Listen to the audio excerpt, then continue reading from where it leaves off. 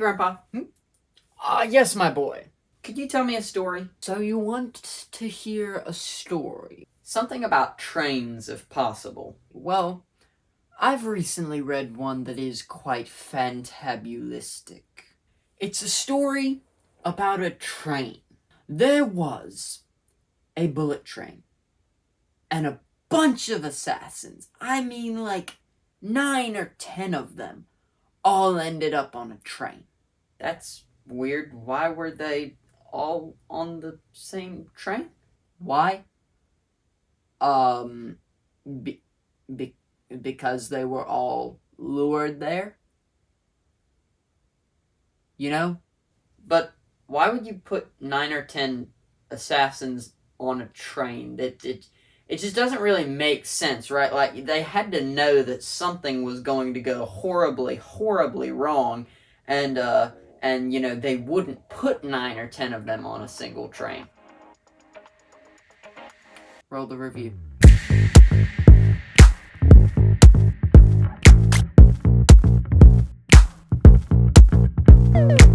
Ladies and gentlemen, the lighting may suck, the audio may be terrible, but dadgummit, I'm in a new studio. It's time to review the greatest fiction book I read in 2022. I don't actually know if it's the greatest fiction book I read, but it's one of the absolute best. Bullet Train. Holy crap. This was such a good book. If you've seen the movie, this is better. And some of you may be thinking, if you've read this, well, there are a lot of plot holes in this book. One of the central themes of this book is people being lucky and unlucky. So while, yes, there are some plot holes, it's not really that they're plot holes. They're kind of intentional. This is a really good book. If you read fiction, and I'm going to give a recommended age here, if you read fiction and you're over age 15 or 16, this book is amazing. Why 15 or 16? There are some interesting jokes made. Interesting. There we go. Now that you know what that means, I don't want to get demonetized for saying it. There's not a ton of interesting content in this book. There are a couple jokes made, right? A couple references to past jobs. Be aware of that. There's also a bit of language, couple F words, couple other uses of some other words. Let's talk about the violence contained in this book. If you're looking for a book that's just a stroll through the park, you shouldn't pick up the book where 9 to 10 assassins are all on a train. And I'm not going to give you a final score review until the end of this video because the final score review may shock you. I said I'd never give a book a 10.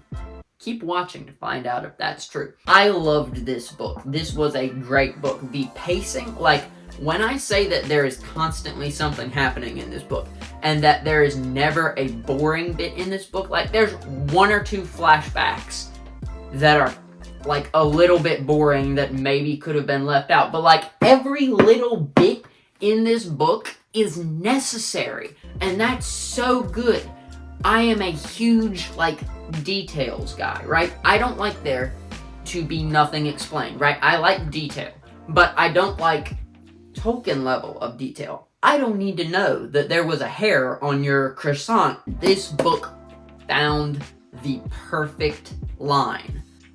I'm talking very few details in this book were unnecessary, which is amazing. The author, Kotaro Asaka, this is such a good book.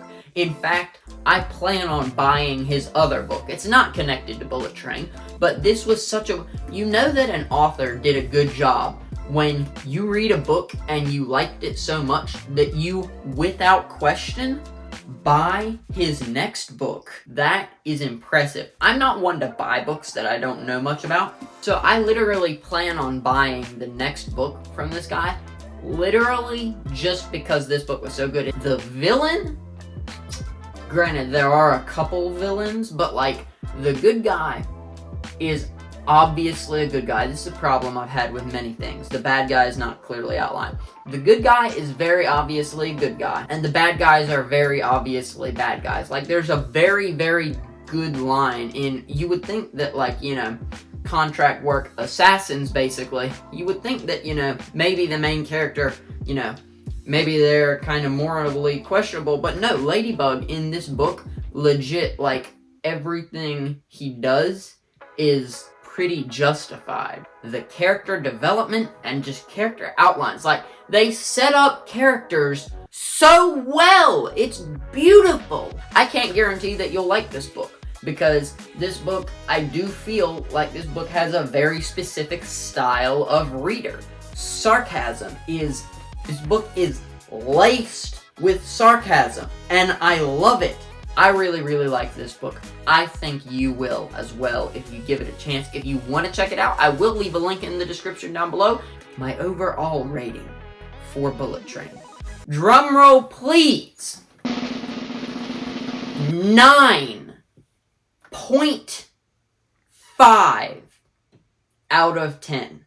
9.5. For those of you that don't know, a couple of you watching this right now will realize I never give something a 9.5 out of 10. Like, the 0.5 is for a couple things conglomerated.